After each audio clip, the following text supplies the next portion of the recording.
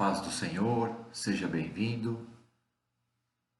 Hoje, dia 3 de outubro de 2019, mais uma escola bíblica da nossa CPAD. Na verdade, esta aula está sendo gravada na sexta-feira, dia 11, porque no dia 12 e 13 eu estou em viagem para São José dos Pinhais para um evento de escola de unção do pastor Leandro Spence. Então, eu estou gravando hoje, dia 11 de outubro, para ser transmitido dia 13, a partir das 9 horas da manhã. Ok? Então, estamos esse mês estudando sobre 1ª e 2ª Samuel. E a lição 2 desse trimestre é o nascimento de um líder profético em Israel. O nascimento de um líder profético em Israel. Fala sobre o nascimento do Samuel, o profeta, o juiz e o sacerdote. Ele tinha os 3 ministérios na sua vida. O textuário se encontra no primeiro livro de Samuel, capítulo 1, versículo 20. E sucedeu que, passado algum tempo, Ana concebeu e teve um filho, e chamou seu nome Samuel, porque dizia ela: o tenho pedido ao Senhor. A verdade prática fala: o surgimento de pessoas vocacionadas como Samuel pode ser o resultado da oração, consagração e ensino dos pais no lar. Uma verdade prática voltada para a questão familiar. O surgimento de pessoas vocacionadas como Samuel pode ser o resultado da oração, consagração e ensino dos pais no lar. Nesta lição, vamos entender o ambiente familiar de Samuel, esclarecer que Samuel foi fruto de uma oração e expor a dedicação de Samuel. Então, a primeira parte, o ambiente familiar de Samuel. Parte 1. Tópico 1. O ambiente familiar de Samuel. Parte 1. Onde Samuel nasceu? No capítulo 1 de 1 Samuel, vemos que o lar onde ele nasceu não era perfeito. E é verdade. O lar onde Samuel nasceu não era perfeito. O seu pai, Eucana, era casado com 2 mulheres, Ana e Penina. Era permitido em Israel a bigamia, né? Então, a família de Samuel tinha problemas como qualquer outra família. Então, todas as famílias, naturalmente, têm seus problemas. A questão é como lidar com esses problemas. Assim como a família de Samuel tinha problemas, todas as famílias, da maior ou menor quantidade, ou maior ou menor magnitude, têm seus problemas. A questão é como lidar com os problemas no convívio familiar. Como? Diz que Ana e Penina, elas tinham seus conflitos, elas eram rivais. E as escrituras dizem no capítulo 1 do primeiro livro de Samuel que Penina irritava Ana. Por que motivo? Porque Penina tinha muitos filhos e Ana era estéril. E para a cultura judaica, ter filhos era uma questão de honra, e não ter filhos era considerado uma mulher amaldiçoada por Deus. Então, enquanto Penina irritava Ana, as escrituras dizem que Ana orava. Como resolver os problemas do convívio familiar? Orando. Orando e pedindo para Deus a solução. E pedindo também para Deus sabedoria. Sabedoria. A Apesar de Samuel não ter sido criado por sua família, ele nasceu num lar, de certa forma, com problemas de relacionamento. Ok? E como resolver esses problemas? Com oração, mas também nessa oração pedindo sabedoria de como agir.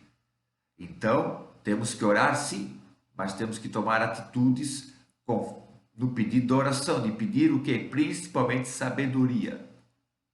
Porque é uma grande virtude que falta para os nossos lares, a sabedoria. Tópico, parte 2 do tópico 1. A bigamia presente. O autor do livro de Samuel pontua que Eucana tinha duas mulheres, uma prática que feria o princípio bíblico, posto que esse nunca foi o ideal de Deus para a família, mas era tolerado pela lei. Alguns homens da Bíblia foram polígamos, isto é, tiveram mais de uma mulher, eram casados com mais mulheres, como Abraão, Jacó, Gideão, Salomão, mas por causa disso tiveram consequências graves na sua vida por causa dessa bigamia. Hoje, a bigamia oficial é proibida. Como oficial? Você casar oficialmente com várias mulheres. Mas sabemos que existem homens que vivem com várias mulheres e elas não se importam com isso. E isso é consequência do quê? Do pecado. Entendeu? O pecado. O grande problema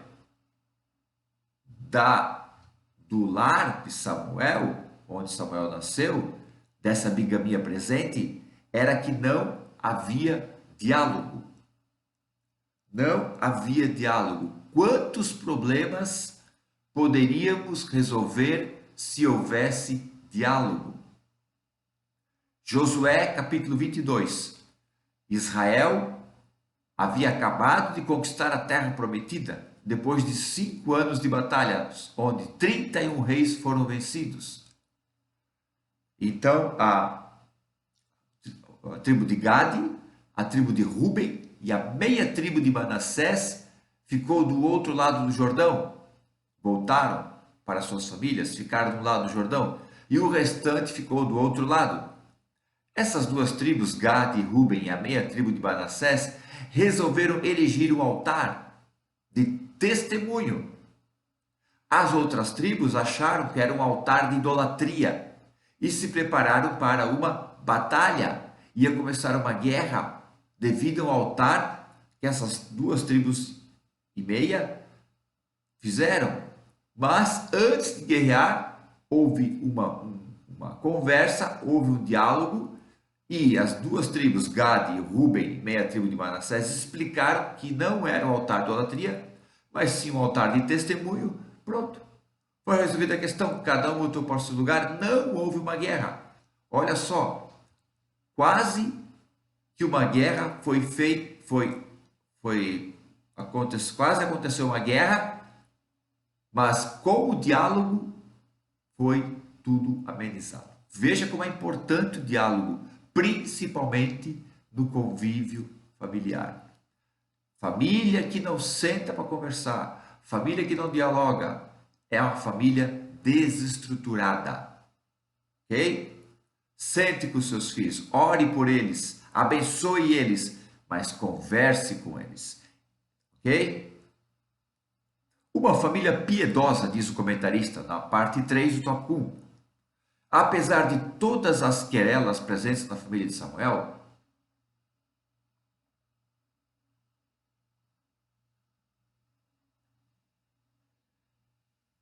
há um destaque especial para o seu lado piedoso. De ano em ano subiam todos à casa do Senhor para adorar em Siló, que era o centro religioso da nação, que distanciava 18 quilômetros de Betel ao norte. Essa família subia para prestar culto ao Senhor dos Exércitos. Bom, todo ano, Eucana e sua família iam para Siló para sacrificar ao Senhor. Siló era o centro de oração. Ali ficava o tabernáculo e a arca da aliança. Agora, eis a questão. Será que eles iam realmente adorar ao Senhor ou cumprir um ritual religioso? Ok? Será que eles iam cumprir um ritual religioso ou realmente adorar ao Senhor? Essa é a grande questão. Porque de ano em ano eles subiam a Siló, 18 quilômetros, o espaço que eles percorriam. Isso para nós é relativamente curto hoje, mas na época era uma boa distância. Então imaginem, todo ano eles irem ali. Será que estavam cumprindo um sentimento religioso ou era uma busca por Deus? Será que quando Ana foi realmente a Siló para buscar ao Senhor verdadeiramente, será que aí que ela realmente entendeu o significado de adorar o Senhor, de buscar ao Senhor, de não cumprir um ato religioso? E Isaías capítulo 1 fala muito dessa questão. Isaías capítulo 1, versículo 11. De que me adianta a multidão de vossos sacrifícios? Deus perguntando para a nação. E no versículo 14. Vossas festas de lua nova e vossas solenidades aborrecem a minha alma. Então Deus estava irritado. Deus estava, de certa forma, até com nojo de todo aquele ritual religioso. Deus viu muita superficialidade do povo. Tanto é que Jesus fala, Mateus 15:8, lembrando Isaías: este povo me honra com lábios, mas seu coração está longe de mim. Por isso que em João capítulo 4, versículo 24, Jesus fala para a mulher samaritana: Deus procura os verdadeiros adoradores que o adorem em espírito e em verdade. Isso é, que não cumpram o ritual religioso, que venham realmente me buscar de todo o seu coração. Quando Ana buscou o Senhor de todo o seu coração, não como ritual religioso, Deus deu vitória. Esse seja o nosso intuito, de ir à casa do Senhor, não como ritual religioso, mas para buscar a Deus. Aleluia. Parte 2. Samuel, fruto de oração. Primeira parte. Primeiro tópico da parte 2. A humildade de Ana. Descrita no primeiro capítulo como uma mulher forte, firme, decidida apesar de toda a provocação de Penina, Ana se mostrou humilde. Penina, sua rival, fazia de tudo para que Ana se irasse, perdesse o controle, mas o que esta fazia era subir à casa de Deus. Bom, o exemplo de Ana. A Bíblia não fala que Ana rebatia Penina, mas também não fala que ficava quieta. A Bíblia não fala nada. A Bíblia apenas expõe que Penina irritava Ana. Não disse Ana rebatia, mas também não disse Ana ficava quieta. Então eu entendo, penso que houve alguma discussão. Em algum momento houve alguma discussão. Houve tristeza, houve ira, houve revolta, houve debates acalorados. Eu entendo que houve. Nenhum ser humano ia ficar ano após ano escutando alguém o irritar e ficar quieto. Ana tinha o favor do seu marido, mas achava que não tinha o favor de Deus, porque não tinha filhos. O seu marido Elcana chega e pergunta: não sou eu melhor que 10 filhos? Quer dizer, havia um conflito nesse lado, havia essa questão. Então eu entendo que Ana realmente em algum momento discutiu com Penina, entrou em conflito com Penina e ficou muito triste por causa disso. Mas Ana, quando ela foi, como falamos antes, para Siló, realmente buscar ao Senhor, ela fez um voto com Deus, porque Ana entendeu que tudo vem dele. Deus deu a Ana algo que já era dele, porque Deus iria levantar alguém para que a nação de Israel fosse preparada para receber o rei, para receber a sua nova fase, o reinado, a monarquia. Deus precisava dessa pessoa que ia fazer a transição dos juízes para a monarquia. Deus tinha isso. Então Deus viu em Ana a pessoa certa para cumprir o seu propósito, porque Ana buscou de todo o seu coração e porque Ana ia dar aquilo que Deus deu para ela, aquilo que era mais importante para Ana, um filho, ela devolveu para o Senhor. Então Deus viu em Ana realmente a pessoa que precisava dele, que tinha entendimento de dependência dele. Esse é o grande exemplo de Ana, a dependência, a confiança em Deus. Ela suplicou ao Senhor porque sabia que o Senhor daria vitória. Ana e a sua amargura de alma. Toda a situação na qual vivia fez que a sua alma tivesse uma grande amargura. Aqui entendemos o que Ana passava. Ela tinha uma amargura de alma. A palavra amargura quer dizer, no hebraico, no original, quer dizer o quê? Desgaste. Então Ana estava desgastada com a tristeza de toda aquela situação que ela estava vivendo. É bem prático, ela não aguentava mais. Ela não aguentava mais. Ela não aguentava. Então só aí ela conseguiu realmente se abrir verdadeiramente ao Senhor.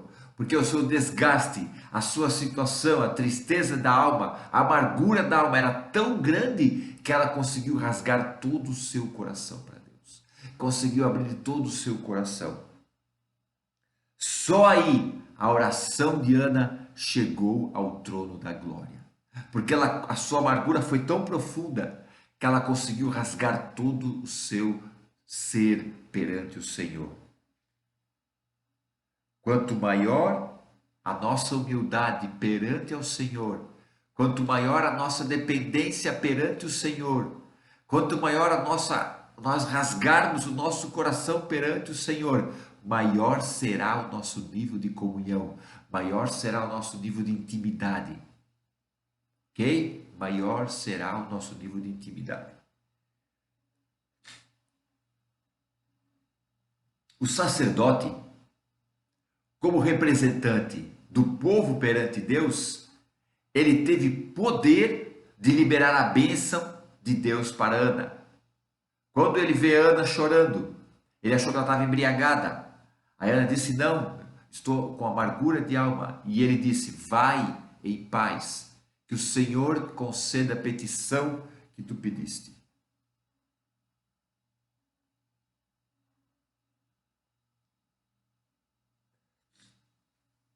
Então ele como sumo sacerdote, porque ela estava sobre a cobertura espiritual dele. Ana estava sobre a cobertura espiritual deste homem. Então quando ele profetiza, quando ele libera a bênção que terminou no céu para Ana, ele liberou, vai em paz, que o Senhor conceda a tua petição.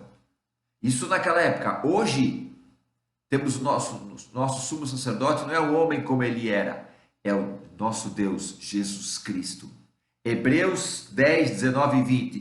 Tendo, pois, ousadia para entrar no santuário pelo sangue de Jesus, pelo novo e vivo caminho que ele nos consagrou, pelo véu, isto é, pela sua carne. Então, hoje não precisamos mais de intercessão de homem. Nossos pedidos vão direto ao trono de Deus pelo nosso sumo sacerdote, Jesus Cristo. Por isso que João fala, filhinhos, não pequeis, mas se pecar, temos um advogado perante o Pai, Jesus Cristo, o justo. O pedido de Ana, parte 3 do tópico 2. Ana pediu um filho para Deus. Nesse pedido ela fez um voto, mencionando duas promessas. Primeira, se o pedido fosse atendido, ela dedicaria o seu filho como levita para sempre. Segunda, ele seria um nazireu de Deus. Observe, nazireado tinha um tempo determinado. Deus ouviu o pedido de Ana e agiu em seu favor. A expressão lembrou-se dela aponta para o socorro divino. Olha só, gente. Toda oração tem que estar em conformidade com o plano que Deus traçou na eternidade para nós. Vou repetir. Toda oração, todo nosso pedido, toda nossa súplica tem que estar em conformidade com o plano que Deus traçou na eternidade para nós. Ana pediu um filho porque essa era a vontade do Senhor de levantar alguém com o propósito de fazer a transição em Israel. Então Ana pediu um filho, mas assim como pediu, já o ofereceu ao Senhor. Então o Senhor precisava dessa oferta para agir em Israel. Ok? Deus precisava de uma oferta para agir em Israel. E essa oferta foi Samuel. Quem entregou foi Ana. Depois Ana teve mais 5 filhos, 3 meninos e 2 meninas. Então Deus abençoou Ana, porque Ana entregou para o Senhor o melhor que ela tinha.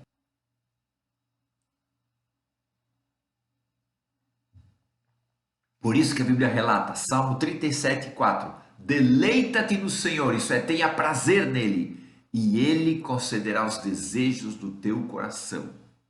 Então, quando temos prazer no Senhor, prazer em fazer, prazer, desejo, o querer de fazer a sua vontade, Deus vai conceder os desejos do nosso coração. Não é uma troca.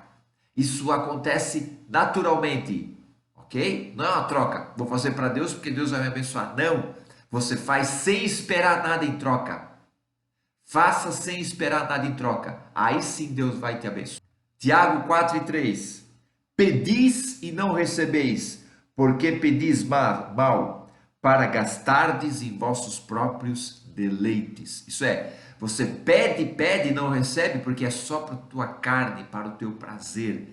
Deus não vai te dar. Primeira carta de João, capítulo 5, versículo 14 e 15. Isso aqui é tremendo. Esta é a confiança que temos nele, que se pedimos alguma coisa segundo a sua vontade, ele nos ouve. E se sabemos que nos ouve em tudo em que pedimos, sabemos que alcançamos as petições que lhe fizemos. Deus, ele é poderoso para dar muito mais do que pedimos ou pensamos, segundo o poder que opera em nós. Quando se fala de poder, irmãos, se fala de poder, se fala de intimidade, porque quem dá o poder é Deus. Mas dá para quem? Aquele que é íntimo com ele. Se a pessoa depois não ser íntimo, o poder fica. Ok? O poder fica. A cobrança vai ser maior. Vai ser grande a cobrança. Mas o poder fica. Mas quanto mais intimidade, mais poder. Quanto mais intimidade, mais comunhão. Mais particular com Deus. E é isso que Deus quer.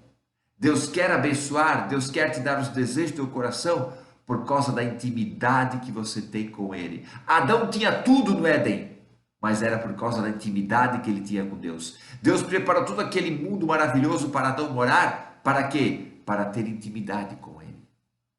Então não desperdice a sua intimidade com Deus com motivos fúteis, vãos, baratos, que não servem para nada. Use a sua intimidade com Deus em prol do reino de Deus, em prol da obra que o Senhor tem para fazer nesta terra. Qual é? Anunciar o evangelho a toda criatura. Se a igreja ainda está aqui, é para anunciar o evangelho a toda criatura. A igreja não está aqui para instituir um reino terreno. A igreja não está aqui para fazer grandes templos. Isso é importante, mas não é essencial. A igreja não está aqui para fazer umas grandes estruturas. A igreja está aqui para anunciar o evangelho.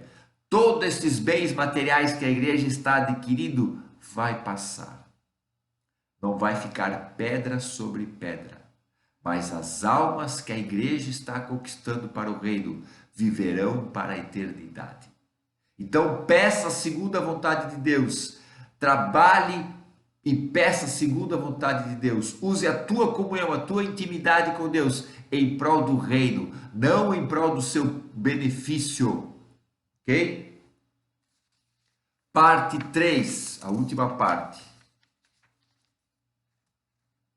A dedicação de Samuel, isso é, Samuel foi dedicado, foi apresentado, foi entregue. Eu dedico Samuel, eu entrego ele. O nascimento de Samuel. O versículo 20 diz que, passado algum tempo, Ana concebeu, teve um filho e nomeou de Samuel, que significa ouvido de Deus, ou Deus ouve. O nome Samuel é Shemuel, falamos na aula passada. Shemu, nome, El, Deus, o nome de Deus, ou ouvido de Deus, como outras traduções falam.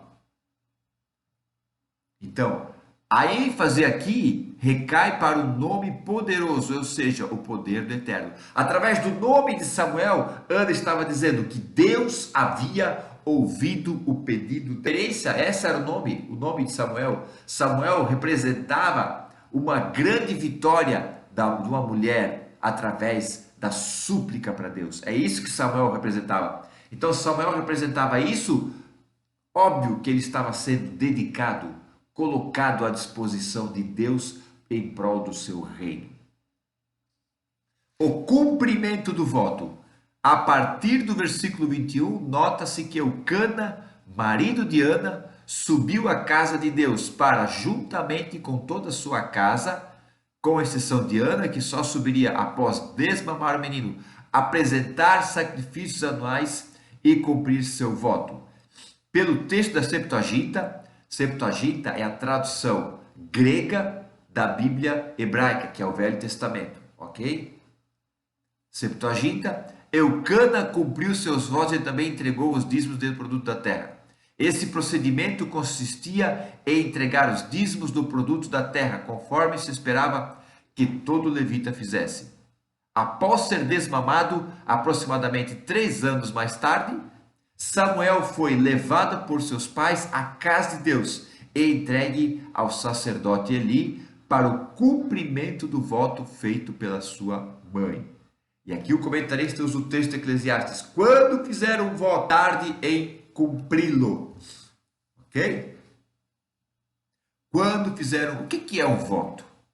Um voto é algo que você se propõe a fazer para Deus ou dedicar para Deus quando você quer uma grande vitória. Ana queria um filho. Então ela fez um voto. Deus, se tu me der este filho, eu vou entregá-lo a ti. Ela fez esse voto. Deus deu o filho e Ana cumpriu o seu voto, entregando para o Senhor. Então, quando você fizer um voto, uma promessa, algo para Deus, Deus, se tu me curar desta enfermidade, eu vou fazer isso. Eu vou fazer a tua obra desta maneira. Deus, se tu abrir a porta de emprego, eu vou ser dizimista na tua casa. Deus, se tu salvar o meu filho, eu vou ler a Bíblia todo dia. E assim por diante, tudo aquilo que você prometer, fazer um voto para Deus, cumpra-o. Deus vai dar aquilo que você está pedindo, mas há a possibilidade de você não cumprir. Mas Deus já não sabia? Deus já não sabia que você iria descumprir o voto? Sabia. Então por que ele deu, sabendo que ia descumprir? Para provar, em primeiro lugar, o amor dele por você e para provar aquilo que ele tem na tua vida, que ele quer te usar, em prol do reino de Deus.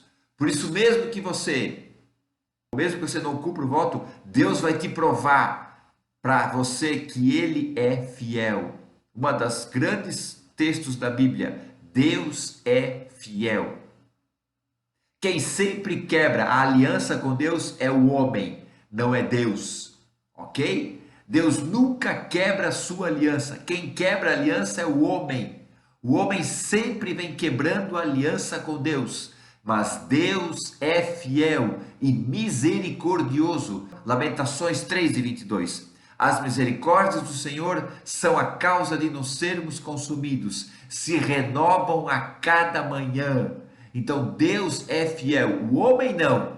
O homem falha, o homem erra, o homem quebra aliança, quebra contrato, o homem vira as costas para Deus, mas Deus não. Ok? Então, quando você fizer um voto com Deus, cumpra-o. Quando você cumpre esse voto, você está honrando a Deus, dizendo para Deus: Deus, nós temos uma aliança. Deus, nós temos um concerto. Deus, eu vou cumprir aquilo que tu me abençoou, porque nós fizemos uma aliança. E Deus é fiel. Deus cumprirá a sua parte. Cumpra a sua. Amém? A dedicação de Samuel. Ana lembrou a Eli de que esteve perante a sua presença, orando ao Senhor, para que se lembrasse dela. Assim Ana dedicou Samuel a Eli, que era o sumo sacerdote, para o serviço do templo, devolvendo-o para o Deus Todo-Poderoso. Era uma dedicação irrevogável. Como é bom quando os pais se dedicam às coisas de Deus e, consequentemente, mostram aos seus filhos na prática uma vida de devoção sincera. Olha só que legal isso aqui. Como é bom quando os pais se dedicam às coisas de Deus. Nós, os pais, o homem, a mulher, nós somos os sacerdotes do lar. Nós temos autoridade espiritual sobre os nossos filhos. É importantíssimo para os nossos filhos que quando eles vão dormir, nós, os pais, que somos sacerdotes do lar, imponhamos as mãos sobre eles e decretamos, abençoamos a vida deles, abençoamos a vida material deles, abençoamos a vida espiritual, a vida emocional, abençoamos a sua família, sem mesmo antes deles, eles nem terem idade para isso, nós abençoamos a família deles. Isso é importantíssimo. Nós, como pais, temos autoridade espiritual na vida deles. Então, nós podemos profetizar a bênção na vida deles. Como Isaac profetizou a bênção em Jacó, na vida de Jacó, nós temos a mesma autoridade de profetizar a bênção na vida dos nossos filhos. Assim como Jacó profetizou as bênçãos em seus 12 filhos, nós temos a mesma autoridade, nós como pais. Nós podemos repreender toda a fúria do maligno. Ainda que às vezes nossos filhos não estejam nos caminhos do Senhor, nós temos autoridade espiritual para repreender toda a fúria do maligno na vida dos nossos filhos. Eles estão sobre a nossa cobertura espiritual. Por isso, pai e mãe que me vê, é importante você orar pelo seu filho. Ana orou para ter Samuel e ela continuou orando por ele. Com certeza, para Deus guardar, para Deus dar sabedoria, para Deus usar ele poderosamente, porque havia um elo íntimo muito forte, como mãe e filho.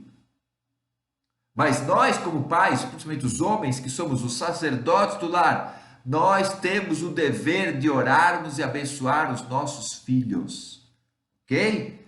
Por quê? Porque eles, a Bíblia fala, Salmo 127, que os filhos são herança do Senhor. Quando nós apresentamos os nossos filhos na nossa comunidade de fé, nós não temos costume de batizar crianças, nós os evangélicos, porque lá em Marcos 15:16 diz: ide pregar o evangelho a toda criatura. Quem crer e for batizado será salvo. Quem não crer será condenado. Olha só, quem crer e for batizado. Como que um bebezinho de 3, 4, 5, 6, 7, 8, 10 meses vai crer?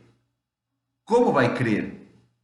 Claro, os católicos têm costume de, depois que a criança é batizada ali naquela situação, de bebezinho, os pais e os padrinhos têm o dever de ensinar o evangelho, ensinar as mensagens bíblicas, mas isso em alguns casos não acontece. Então, por isso que nós evangélicos temos o costume de não batizar crianças. Por quê? Porque nós entendemos que a criança tem que crer no que está acontecendo. E como é que ela vai crer? Ela tem que entender. Ela tem que ter o tamanho, a ideia, ela tem que ter a idade certa para isso. Por isso que nós não batizamos crianças. Ok? Então, quem crer for batizado. Então, nós entendemos que enquanto as crianças não tiverem o seu próprio conceito de vida, a maturidade suficiente para seguir o seu caminho, nós, como pais, Somos os sacerdotes, eles estão sobre a nossa cobertura espiritual. Porque eles estão sendo dedicados ao Senhor. Então, quando nós apresentamos as crianças na igreja, apresentamos ao Senhor, nós o dedicamos ao Senhor. Senhor, aqui está meu filho, a partir de agora, assim como tu me deu ele, ele é teu também. Cuida dele, Senhor, guarda ele, guia ele nos teus caminhos, que ele seja uma bênção no lar, uma bênção na escola, uma bênção no trabalho, quando começar a trabalhar, que ele seja uma bênção em todas as áreas da vida dele. Isso é muito forte. Você que me ouve, pai e mãe, você é o sacerdote do lar. O seu filho está sobre a sua cobertura espiritual. Hein? Encerrando. Conclusão. Com esta lição, somos estimulados a apresentar a Deus nossas petições. Uma vez abençoados, voltarmos à sua casa, conforme o exemplo de Ana, para agradecer pelas orações respondidas. Nesse sentido, nossa vida teve um testemunho aberto, deve ser um testemunho aberto aos nossos filhos acerca da dedicação, reverência e humildade. Nós temos que ser exemplo para os nossos filhos. Não podemos obrigá-los a ir num culto religioso, numa missa religiosa. Nós temos que mostrar como o evangelho é necessário para a vida das pessoas. Primeiro lugar, dando exemplo. Você ensina mais pelo que você dá exemplo do que pelo que você fala. Vou repetir. Você ensina mais para o seu filho por aquilo que você dá exemplo do que por aquilo que você fala. Ok? Que a sua vida, que a minha vida seja um exemplo para os nossos filhos. Como disse Paulo, que a nossa vida seja uma carta lida e escrita para os nossos filhos, para eles verem a nossa vida e falarem: eu quero ser como meu pai, eu quero seguir a Cristo Jesus como meu pai. Amém? Deus abençoe. Vamos orar? Vamos orar. Senhor, te agradecemos por esta aula, Pai. Vem abençoar as vidas. Vem fortalecer cada um. Que todos tenhamos o mesmo coração de Ana, de buscar a Deus, de ser mais íntimo a Deus, de fazer votos para que Deus venha nos abençoar e nós tenhamos uma aliança com Deus e nós venhamos cumprir esta aliança. Pai, que verdadeiramente nós sejamos o sacerdote do nosso lar, Pai, para interceder, para abençoar a vida dos nossos filhos. Senhor, obrigado por todo este ensinamento, meu Deus. Que ele venha crescer, que esta semente venha crescer e se tornar uma grande árvore para dar muitos frutos, Pai, em nome de Jesus. Amém? Deus abençoe, fique na paz, até no próximo domingo. Tchau.